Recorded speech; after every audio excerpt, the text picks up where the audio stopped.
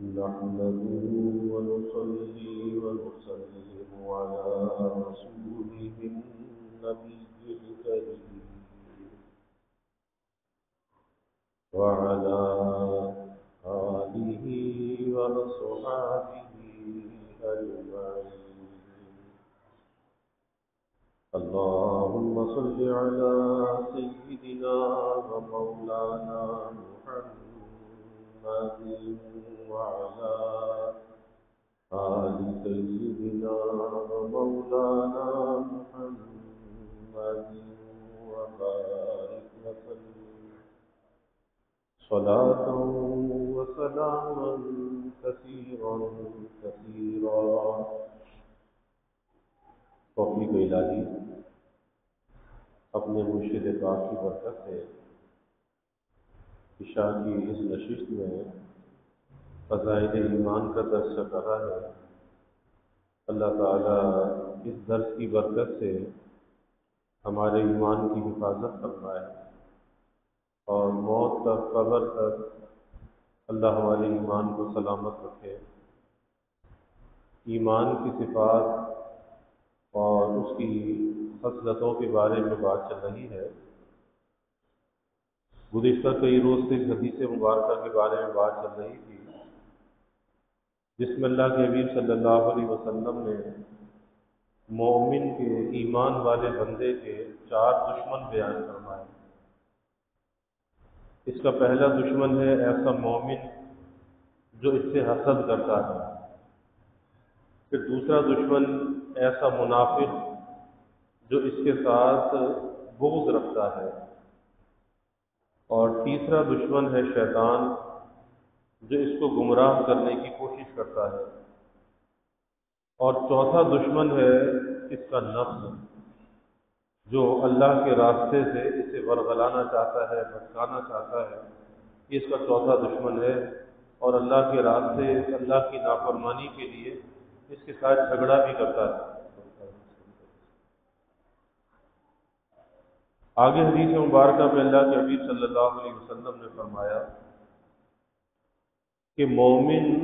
بہت کم خرچ ہوتا ہے. مومن بہت کم خرچ ہوتا ہے. اب اس کا کیا مطلب ہے کم خرچ ہونے کا؟ کہ ایک تو یہ ہے کہ فضول خرچ نہیں ہوتا. کم خرچ کرنے سے مراد فضول خرچ نہیں ہوتا، کیونکہ اسراف جو ہے، فضول خرچی، یہ تو گناہ ہے. اللہ نے قرآن میں کہا ان المبذرین کانوا اخوان الشیاطین، کہ فضول خرچی کرنے والے فرمایا کہ شیطان کے بھائی ہیں. اور فضول خرچی کسے کہتے ہیں؟ کہ جہاں بلا ضرورت کے آدمی خرچ کرے، خرچ کرنے کی ضرورت نہ ہو لیکن بلا ضرورت خرچ کیا چلے جا رہا ہے. تو پہلی چیز تو یہ ہے کہ مومن کم خرچ ہونے کا مطلب یہ ہے کہ وہ فضول خرچی نہیں کرتا. اور دوسری بات یہ ہے کہ وہ ضروریات کے اندر کمی نہیں کرتا. جہاں ضروریات ہیں، اپنی ذات پر خرچ کرنا ہے، اپنی بیوی بچوں پر خرچ کرنا ہے، اپنے والدین پر خرچ کرنا ہے، تو وہاں پر وہ خرچ کے اندر وہ کمی نہیں کرتا. تو ان دونوں چیزوں کو جب ساتھ ملاتے ہیں تو ایک اعتدال پیدا ہوتا ہے کہ ایک طرف فضول خرچی سے آدمی اپنے کو بچائے، اور جب فضول خرچی سے آدمی اپنے کو بچائے گا جبھی وہ اس قابل ہوگا کہ ضروریات کے اندر خرچ کر سکے. اور اگر شاہ خرچیاں جس کو کہتے ہیں نا، شاہ خرچ، یہ فلاں آدمی بڑا شاہ خرچ ہے، یاریاں دوستیاں، اس میں پیسے کو لٹانا. اور دوست بھی ایسے ہوتے ہیں مفاد پرست، جو اس کے ذات کے دوست نہیں ہوتے، اس کی جیب کے دوست ہوتے ہیں، اسے چڑھا دیتے ہیں. اور یہ بھی بیوقوف جو ہے ان کے چڑھانے میں آ جاتا ہے اور پھر اس کی جیب خالی کرواتے ہیں. کبھی کسی ہوٹل میں، کبھی کسی جگہ پر، کبھی کہیں پر پارٹیاں ہو رہی ہیں، کھانا پینا چل رہا ہے، اور یہ ہے کہ پیسے کو لٹا رہا ہے. تو جو آدمی اس طرح سے اپنے پیسے کو برباد کرے گا اس کا نقصان یہ ہوگا کہ جہاں ضروریات پہ خرچ کرنا ہوگا وہاں پہ نہیں خرچ کر سکے گا. بھائی بیوی کی ضرورت ہے، بچوں کی ضرورت ہے، ماں باپ کی ضروریات ہے، گھر کا راشن ہے، گھر کا بجلی گیس کا بل ہے، بچوں کے اسکول کی فیس ہے، کسی کوئی بیمار ہے تو اس کی ادویات کا خرچ ہے، گھر کا راشن ہے، یہ ساری چیزیں ہیں. تو اگر فضولیات کے اندر پیسے کو اڑاتا رہا تو گھر کی ضروریات کو کیسے پورا کرے گا؟ اور یاد رکھیے کہ انسان کی جو حلال آمدنی ہوتی ہے، حلال کی آمدنی، وہ فضول خرچی کی متحمل نہیں ہوتی کہ اس کے اندر آدمی فضول خرچیوں میں اڑائے تو پھر وہ آمدنی اس کا تحمل نہیں کر سکتی، اور ایک وقت ایسا آتا ہے کہ آدمی قلاش ہو جاتا ہے۔ اور یہ بات بھی ذہن میں رکھنی چاہیے کہ ایک وقت ہوتا ہے زندگی کے اندر کہ جب انسان کو کچھ مل رہا ہوتا ہے، آ رہا ہوتا ہے۔ جس وقت آ رہا ہوتا ہے اس وقت ضروریات میں خرچ کر کے باقی کو بچا لینا چاہیے، اسے محفوظ کر لینا چاہیے،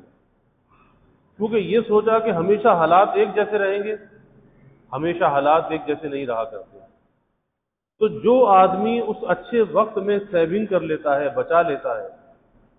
تو مشکل وقت کے لیے اس کے پاس موجود ہوتا ہے، پھر وہ کسی کا محتاج نہیں ہوتا اور اپنی ضرورت کو خود پورا کر لیتا ہے۔ اور جو آدمی ادھر آیا ادھر اڑایا، بہت سے لوگوں کا مزاج ہوتا ہے کہ تنخواہ آئی، 1 لاکھ آئے، 2 لاکھ آئے، 50,000 آئے مہینے کے، لیکن کبھی یہ نہ سوچا کہ کچھ سیونگ کرنی چاہیے، بچانا چاہیے۔ ادھر آئے ادھر خرچ کر دیے، اور کس چیز میں؟ فضولیات میں، شاہ خرچیوں کے اندر۔ اب ایسا آدمی جب کوئی مشکل وقت آتا ہے، اب یہ پریشان ہوتا ہے، یہ گھبراتا ہے، اور پھر وہی دوست جن کی یاری دوستی کے اندر یہ پیسہ لٹا رہا تھا، جب اس پر کوئی وقت آتا ہے اور یہ کسی سے کہتا ہے کہ بھائی ذرا میری کچھ مدد تو کر دو، تو وہی منہ موڑ کر چلے جاتے ہیں، وہ اس کو راستہ دکھا دیتے ہیں، کیونکہ وہ تو مفاد پرست ہے نا، ان کا تعلق کوئی محبت پر مبنی نہیں تھا، اغراض پر مبنی تھا، وہ پیسے کے دوست تھے۔ اب یہ بڑا پچھتاتا ہے کہ مجھے تو بڑی امید تھی، میں تو بڑا خرچ کرتا تھا، اور اب میرا وقت آیا تو انہوں نے مجھے دھوکہ دے دیا۔ تو بھائی پہلے سے عقل آنی چاہیے تھی، پہلے سے عقل آنی چاہیے تھی۔ یہ زمانہ جو ہے نا بڑا نفسا نفسی کا زمانہ ہے، نفسا نفسی کا، کہ ہر آدمی یہ چاہتا ہے کہ دوسرے کی قربانی لے لے، دوسرے کو قربانی کا بکرا بنا دے، لیکن خود قربانی نہ دے۔ قربانی لینے کا جذبہ تو ہے، قربانی دینے کا جذبہ نہیں ہے۔ یہی وجہ ہے کہ یہ تعلق مفاد پرستی کا تعلق ہے، اغراض پرستی کا تعلق ہے، یہ تعلق کوئی سچی دوستی کا تعلق نہیں ہے، کیونکہ دوست تو کہتے ہیں خیر خواہ کو، اور آج کے نوجوان ان دوستیوں کے اندر مرے چلے جاتے ہیں۔ اگر ماں باپ سمجھائیں، کوئی بڑا سمجھائے تو سمجھ میں نہیں آتی، اور جب ٹھوکر لگتی ہے تو عقل آتی ہے، لیکن جب تک بہت کچھ ضائع ہو چکا ہوتا ہے تو اس سے پہلے کہ وہ سب کچھ ضائع ہو جائے، مال ضائع ہو، صحت ضائع ہو، جوانی ضائع ہو، وقت ضائع ہو، عزت اور ناموس داؤ پہ لگ جائے، اس سے پہلے پہلے اپنے آپ کو سنبھال لینا چاہیے۔ اور اس دوستی کے سحر سے یہ ایک جادو ہے، یہ دوستی کا کیا ہے؟ ایک جادو ہے، یہ اثر کرتا ہے، اٹریکٹ کرتا ہے آدمی کے اوپر۔ اس دوستی کے سحر سے اپنے آپ کو نکال لینا چاہیے، ورنہ نکلے گا تو صحیح، پھر کوئی بڑا نقصان کر کے نکلے گا، اور پھر ساری زندگی پچھتاتا رہے گا۔ کتابوں میں ایک واقعہ آتا ہے کہ ایک نوجوان تھا، رات کو بہت دیر سے گھر آیا کرتا تھا، تو باپ سمجھاتا تھا کہ بیٹا رات کو جلدی گھر آیا کرو۔ کہتا جی میں تو اپنے دوست کے پاس جاتا ہوں، اپنے دوست سے ملنے کے لیے جاتا ہوں، میرا بڑا اچھا دوست ہے، بڑا ہمدرد ہے، بڑا خیر خواہ ہے۔ تو ایک دن اس کے باپ نے کہا،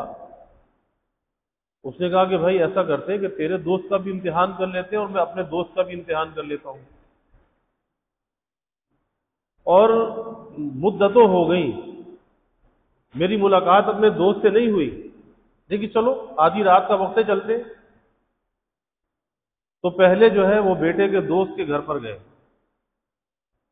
اس نے دیکھا کہ یہ آدھی رات کا وقت ہے، دروازہ کھٹکھٹایا ہے تو شاید کسی مصیبت میں گرفتار ہے، تو جواب دیا کہ نہیں، گھر پہ نہیں ہے، کسی مشکل میں ہے، پریشانی میں، جبھی تو آدھی رات کو گھر پر آیا ہے۔ تو کہا کہ نہیں، وہ گھر پہ نہیں ہے۔ اب باپ نے کہا بھی چل میرے دوست کے پاس چلتے ہیں، وہ کہ مدتوں سے ملاقات نہیں ہوئی، چل دیکھ لیتے ہیں۔ جب اس کے باپ کے دوست کے گھر پر پہنچے، دروازے پر دستک دی، اس نے دیکھا، اس نے کہا کہ ابھی ٹھہرو، میں ابھی آتا ہوں، بس ابھی آتا ہوں، ٹھہرو۔ کچھ دیر کے بعد وہ آیا اور آ کر اس نے معذرت بھی کی کہ معاف کرنا، مجھے آنے میں تھوڑی دیر ہو گئی۔ لیکن جب وہ آیا تو ایک تھالی کے اندر کھانا تھا، ایک تھیلی کے اندر اشرفیاں تھیں اور ہاتھ میں لاٹھی بھی تھی۔ تو اس نے کہا کہ بھئی معاف کرنا، مجھے آنے میں دیر ہو گئی، لیکن دیر اس وجہ سے ہوئی کہ میں نے دیکھا کہ آدھی رات کا وقت ہے اور میرا دوست آدھی رات کے وقت میرے گھر آیا ہے، تو شاید کسی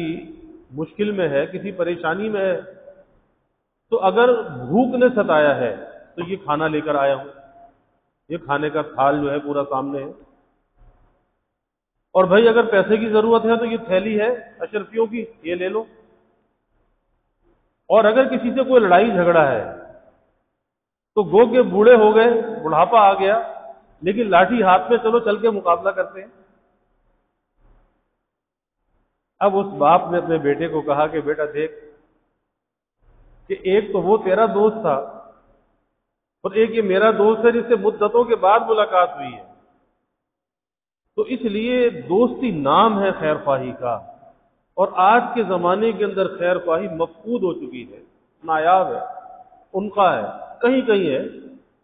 ہر جگہ پہ موجود نہیں ہے۔ اس لیے بہت سوچ سمجھ کر دوستی لگانی چاہیے کہ دوست بنانے کے لائق بھی ہے یا نہیں۔ اور میں تو نوجوانوں سے کہا کرتا ہوں کہ بھائی کبھی دوست کا امتحان بھی لے لیا کرو نا، کبھی دوست سے یہ تو کہہ کر دیکھو کہ بھائی آج میری جیب تو خالی ہے، چل آج ذرا تو چائے پلا دے، چل آج تیری طرف سے کھانا کھا لیتے ہیں، دیکھو کیسے آئیں بائیں شائع کر کے نکل جاتا ہے، اور پھر ایک ہفتے تک اپنی شکل نہیں دکھائے گا، سمجھے، ایک ہفتے تک آپ سے بات نہیں کرے گا، رابطہ نہیں کرے گا، تو مفادات کی دوستی ہے۔ اسی لیے حضرت سفیان ثوری رحمۃ اللہ علیہ بہت بڑے اولیاء امت میں سے گزرے، تو اپنے متعلقین کو وصیت فرمائی، فرمایا کہ بھائی دیکھو زمانہ جو ہے بہت خراب ہو گیا ہے، اب اس زمانے کے اندر جو تمہاری آمدنی ہو ضروریات میں تو خرچ کرو، اور ضروریات سے جو بچ جائے اسے محفوظ رکھو، بچا کے رکھو، سیونگ کرو، بچا کے رکھو، کیونکہ اگر تم نے ایسا نہ کیا، سیونگ نہ کی، بچایا نہیں، تو یہ جو عمراء ہیں نا، مالدار لوگ، کہا یہ تمہاری صافیاں بنا لیں گے، ٹیشو پیپر، آج کے زمانے کی اصطلاح ٹیشو پیپر، کہ ٹیشو پیپر کو استعمال کیا پھینک دیا، تو کہا کہ یہ عمراء تمہارا ٹیشو پیپر بنا لیں گے، اس لیے اپنے پاس بچت کرو، سیونگ کرو، بچا کر رکھو، یہ نہیں کہ جو آیا وہ اڑا دیا اور لٹا دیا۔ حکیم الامت حضرت تھانوی رحمۃ اللہ علیہ آج سے 125 سال پہلے، 100 سال پہلے، 125 سال پہلے، اس زمانے میں چاندی کے 500 روپے اپنے پاس رکھا کرتے تھے، 500 روپے، اور فرماتے تھے کہ اس سے دل میں تسلی ہوتی ہے کہ میرے پاس بھی ہے، میں کسی کا محتاج نہیں ہوں، کسی کی طرف نظر نہیں جاتی، کہ بھئی اللہ کا شکر ہے ہمارے پاس بھی سب کچھ ہے، ہم کسی کے محتاج نہیں ہیں۔ تو اس لیے اپنی زندگی کو ایسے بنانا چاہیے، ایسے گزارنا چاہیے کہ کسی کا آدمی محتاج نہ بنے۔ اور دو چیزیں تو بڑی مشہور ہیں، ایک جوانی کی کمائی مشہور ہے، ایک جوانی کی اولاد مشہور ہے، دو چیزیں، کہ جوانی کے اندر اگر انسان محنت کر کے کمائی کر لے، وہ بڑھاپے تک اور اس کی نسلوں تک وہ کمائی ساتھ دیتی ہے، جوانی کی کمائی۔ اس لیے جوانی کی عمر میں نوجوان کو ناکارہ نہیں ہونا چاہیے، کیونکہ اس کے اندر توانائی ہے، قوت ہے، ہمت ہے، وہ بہت کچھ کر سکتا ہے، تو اس جوانی کی توانائیوں کو اپنے مستقبل کے لیے استعمال کرنا چاہیے، اور اپنے مستقبل کو سیو کر لینا چاہیے، محفوظ کر لینا چاہیے۔ یہ نہیں یاریاں دوستیاں نہیں، آج لوگ یاری دوستیوں میں وقت گزار رہے ہیں، اور جب وقت گزر جاتا ہے، ایک وقت ہوتا ہے انسان کے اندر کی جو صلاحیت ہے نا، ایک اسٹرینتھ جو ہے اس کی، کب تک اس کا ساتھ دیتی ہے، کہ آج کے زمانے کے اندر جیسی ناقص غذائیں، جیسی آب و ہوا، جیسا پانی، جیسا ماحول ہمیں مل رہا ہے، کہ یہاں 35-40 سال کی عمر میں آدمی ڈل جاتا ہے، پھر اس کے اندر وہ قوت اور وہ صلاحیت نہیں رہتی، اس لیے اس سے پہلے پہلے جو ہے محنت مشقت کا کام کر کے اپنے لیے کچھ کر لینا چاہیے، اور یہ سوچ کر کرنا چاہیے کہ بھائی میں کسی کا محتاج بن کے زندگی نہ گزاروں، کسی کے تابع، کسی کا زیر بار بن کے زندگی نہ گزاروں کہ کوئی مجھ پہ احسان جتلا رہا ہو، چاہے وہ کوئی بڑا بھائی کیوں نہ ہو، کہ جی میں نے اس کو اس طرح سے پالا تھا، میں نے اس کا خیال کیا تھا۔ نہیں، انسان کے اندر خودداری ہونی چاہیے، اور خودداری کے ساتھ وہ محنت کرے، اللہ اس کا ہاتھ پکڑ لیتا ہے، اللہ اسے کھڑا کر دیتا ہے، اللہ اس کو کسی کا محتاج نہیں بناتا۔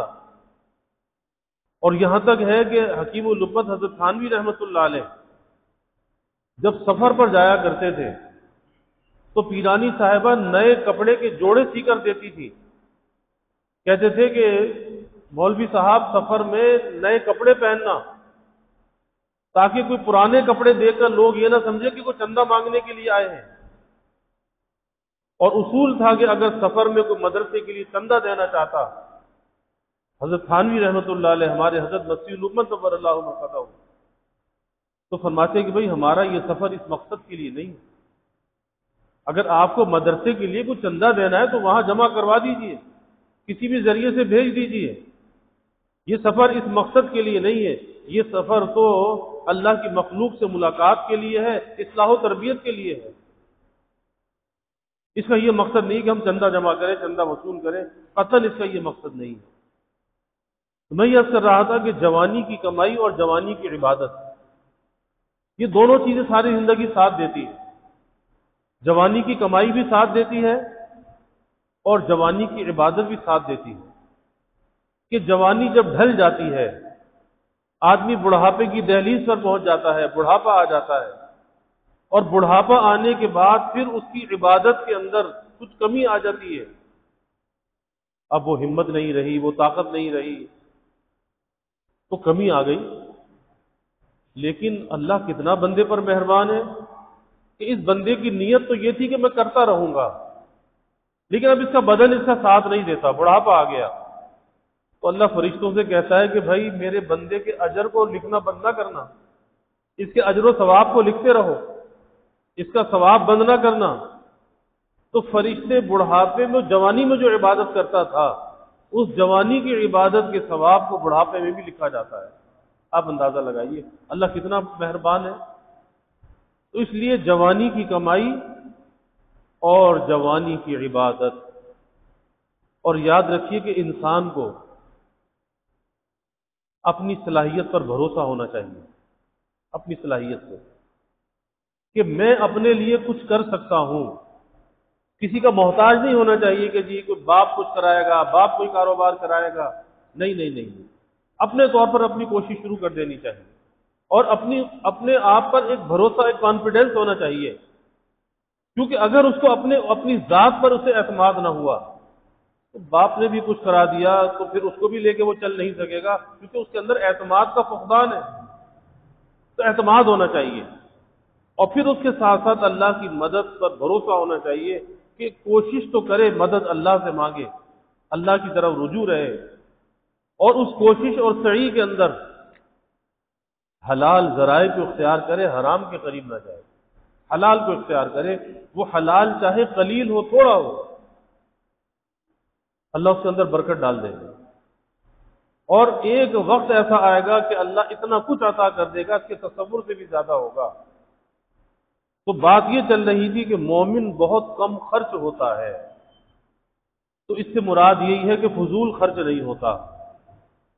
اپنے مال کو، اپنے پیسے کو فضولیات سے بچانا چاہیے، اور یہ زمانہ تو بہت خطرناک زمانہ ہے۔ آپ دیکھ لیں کہ مہنگائی اور گرانی کس درجے پر پہنچ چکی ہے، کہ نوبت یہاں تک آ چکی کہ بہت سے لوگوں کو ایک وقت کھانا میسر نہیں ہے، ایک وقت میں فاقوں تک نوبت آ چکی ہے، اس درجے مہنگائی بڑھ چکی ہے۔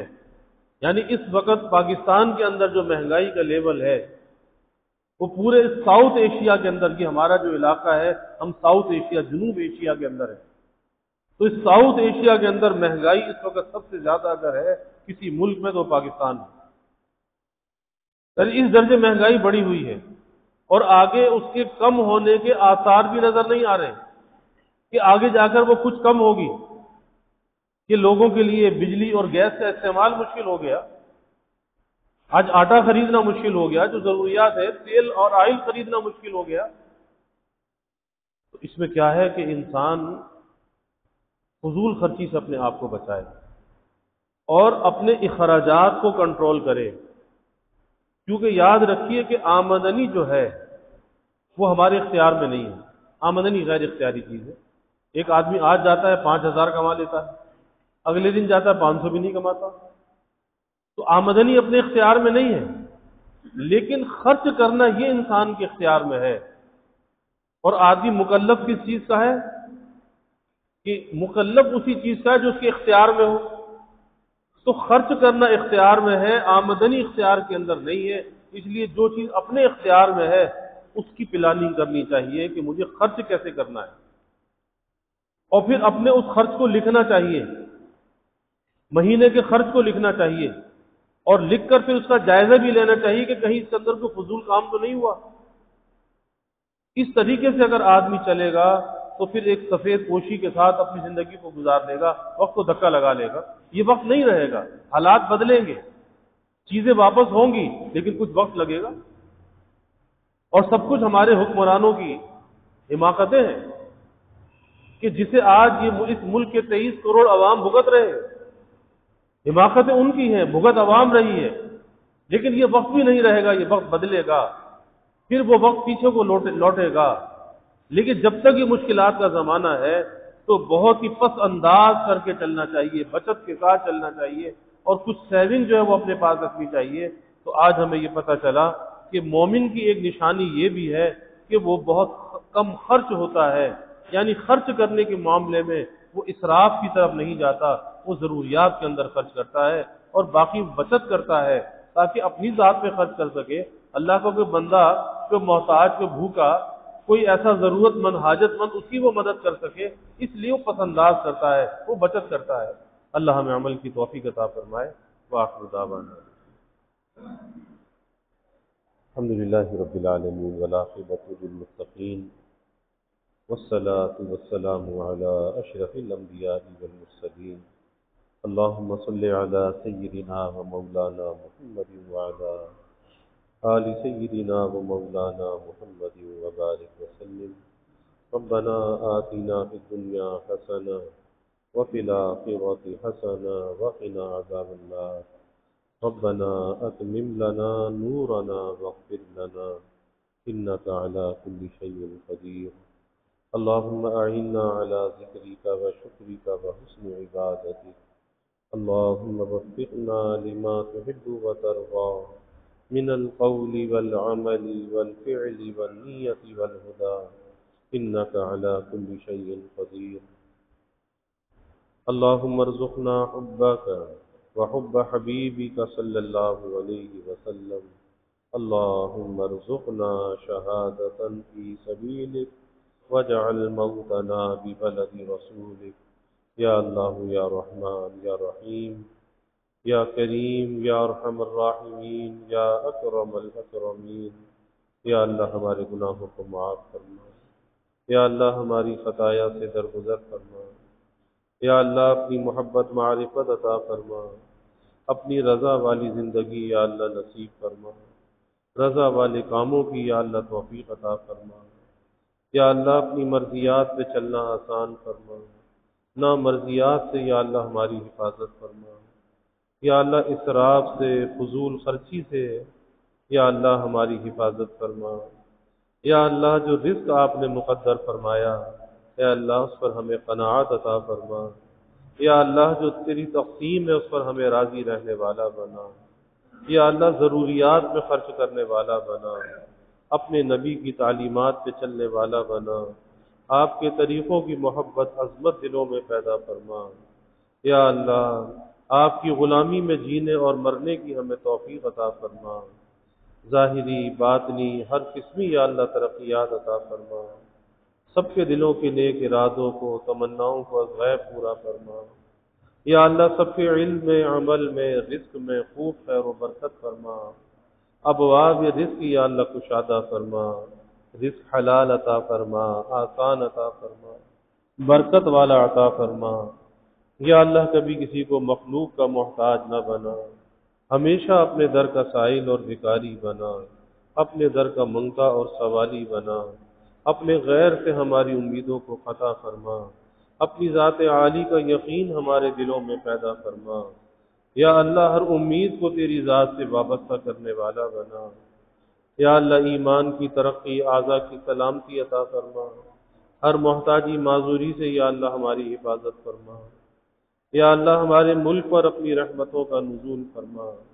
اس ملک کو امن کا، سلامتی کا گہوارہ بنا۔ یا اللہ لوگوں کو راحت اور خوشیاں عطا فرما۔ یا اللہ ہر قسم کے انتشار سے، افتراق سے اس ملک کی حفاظت فرما، اس ملک میں رہنے والوں کی حفاظت فرما۔ یا اللہ اس ملک میں معاشی، معاشرتی، اخلاقی استحکام عطا فرما۔ یا اللہ مہنگائی کے، گرانی کے عذاب سے نجات عطا فرما۔